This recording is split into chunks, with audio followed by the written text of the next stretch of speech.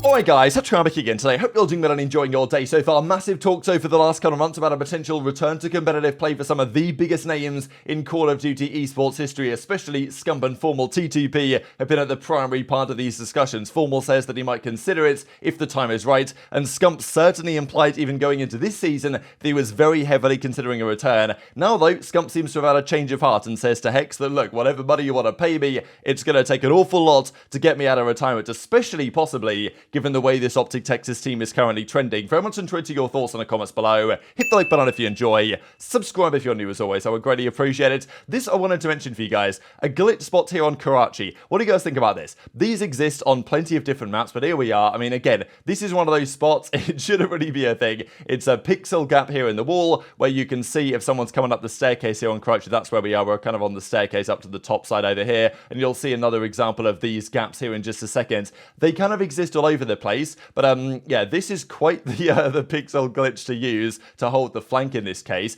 There was also this one that was discovered, to be fair, way back in December. But well, maybe it was discovered earlier than that. But this guy DB or Grimy tweets it out. He gets this first kill, and then knowing that the second guy's going to come in for the trade, uses this pixel angle right here. And as you can see right now, he sees the enemy coming through it, and then he can basically just pre-fire the guy to the right and get the free kill. So yeah, I don't know what you guys think about this. Again, at the end of the day, what are you going to do about it, right? Can the league decide, all right, we're going to ban this spot, you're not allowed to use these pixel angles? Because what if somebody does it by accident? What if you're just running past this spot and you happen to see someone through the gap? Like, in the same way that there were some crazy wall bangs last year in Modern Warfare 2, let's say maps like Mikado, that arguably could or should not have been allowed, but at the end of the day, what are you going to do? Can you really stop the pros from doing it? To be fair, the CDL never really seemed to try, but, you know, you're not allowed, I'm guessing, to glitch on top of like a glitch walk or a pixel walk or stuff like this. That's probably not allowed, but still, maybe the CDL aren't going to do anything about it even if you tried it. This is another crazy one here on High Rise. Like, what do you guys think about this? I'm not sure I'd seen this before, to be fair, but here we go, down low. If you hit the jump properly, you can get on top of this thing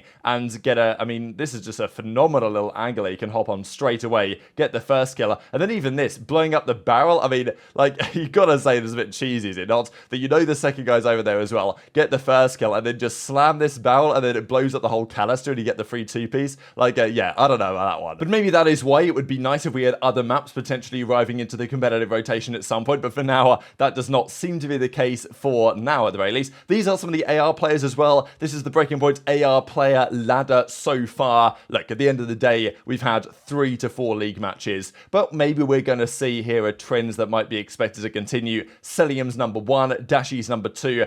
I think you can go either way on these. Lucky's got to be up there. Skyz is in the mix as well. And then even Kenny kind of rounding out the top 5. So very early days. But for AR players, I'm expecting to see at the end of the season, the AR ladder I'm guessing that we're going to do is probably going to be not too dissimilar to this. Whether Lucky can keep up these standards, that's the question. There's also the Rookie of the Year ladder as well. Don't know what you guys think about it so far. Who's the best? Purge has probably been the least impressive, realistically speaking. He doesn't have a great record in Respawn right now. Linza's probably been okay. I guess Estriel, I might give him a decent benefit of the doubt as well because, you know, Gorillas actually have been all right compared to Rocker, I suppose. Real has not been that good, to be honest. There's questions about him going forward, of course. aBeZy has been respectable and Surge have been okay. To me, the number 1 spot for now is between Gwyn and Snoopy.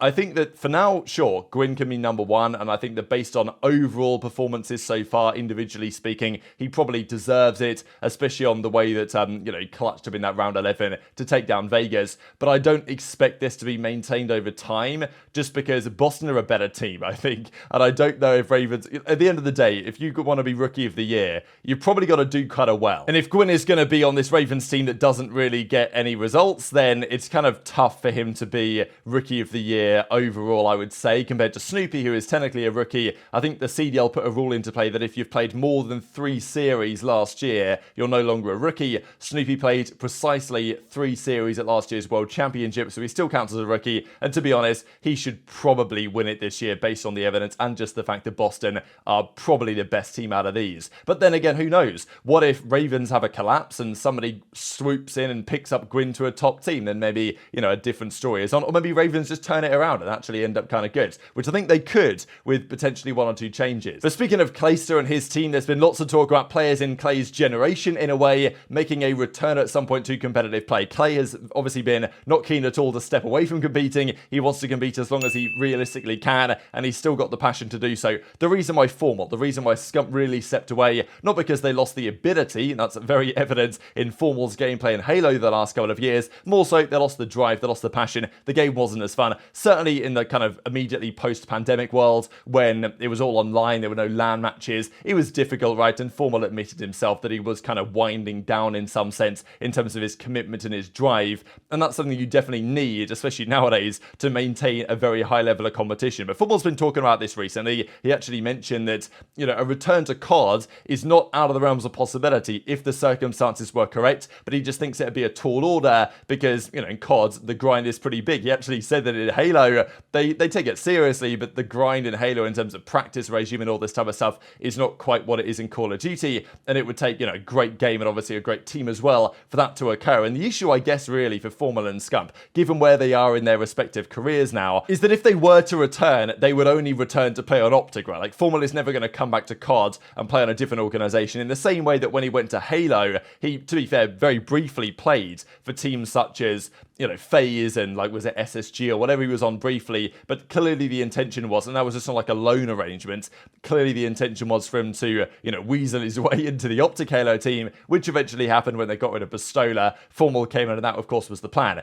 Scump is never going to get, like, loaned out to FaZe or something to go and play for them. Like, that's never going to happen. So if they want to return, they have one team that they could potentially join. But as Hex does mention here in this episode, when he talks to Scump about it, he says, look, Scump, how much would it take, right? Because in Hex's opinion, I guess, if Scump wants to return, he'll find a way to make it return. Like, however good that OpTic Texas team might presently be, if the opportunity of Scump returning to competing is there, like, it's not something that OpTic are going to say no to necessarily. So, but Scump says, look, I'm not interested, right? Any amount of money, maybe. Right now, the schedule is better, enjoying life more with what it presently is. It's, you know, more freedom, more liberty in the experience. You're not tied down to a team, to a content schedule, all this type of stuff. And there are definitely sacrifices involved in competing that Scump, you know, recognizes how much he enjoys that. Well, now that's not the case. But then again, guys like Scump, guys like Formal, they're never going to fully get away from that competitive itch in a sense. And if there was to be a really good game and a good opportunity, the possibility of a return has been discussed. And even this most recent offseason, when OpTic were making roster changes, Scump was potentially being talked about as returning to the team in place of where Kenny is currently sitting. Scump eventually decided, though, I'm not sure I want to commit to that. So, you know, in the end, he stayed on the sidelines. They brought Kenny in, and that's working out very well. You have to be a really good COD. You have to really, really like it. I can't imagine Formal living like that anymore. Nah. COD scrims are probably like 12 to 7 right now for like teams. They probably get on an hour early. Scrims start at 1. They probably wrap up around like 6. Like I feel like I kind of saw it Formals last year of like semi dreading it. It's long days. Couldn't wait for that shit to be like practice to be over. Like the only exciting thing would be the matches. But like besides that, like unless you're in love with the game, and he's already proved so much that he's not like, I guess, has that fire in him to like, even though I don't like the game that much, like I just want to win. Like he's already won so much that I don't know. I don't know if he, I mean, he obviously could if he really wanted to. It's just hard to even want to when you're at the point Formal's at. Because like people at this point, he's 29. He does. No one likes the games anymore. I don't know. It'd be hard. Are you saying that esports is a young man's game?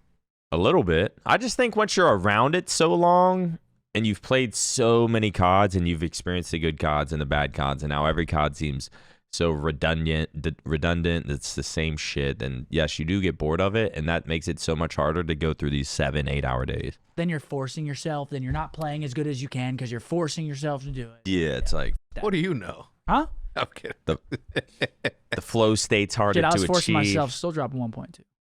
What would it take? I don't want to. How much would it take? I don't want to. Really? No. I'm saying no to money. Dude, Crazy. I love my routine right now. Yeah? Yeah, no stress. Love it. Good. Nobody expects anything of me but to get on and just be myself. I mean, it's great. It's a great gig right now, man. I'm loving it. I'm happy for you. I've been loving it, man. Happy for you. freedom. Don't have to get scrims. Like, dude, with scrims around the holidays, like, dude, you get like 2 holiday days. You get to go home. Actually, that's not true. Brandon's not back, but like you're just on the team schedule. So it's like you're like how content feels. That's how it's like to be on the team because like you're on content schedule now. Yeah. You're not on your schedule.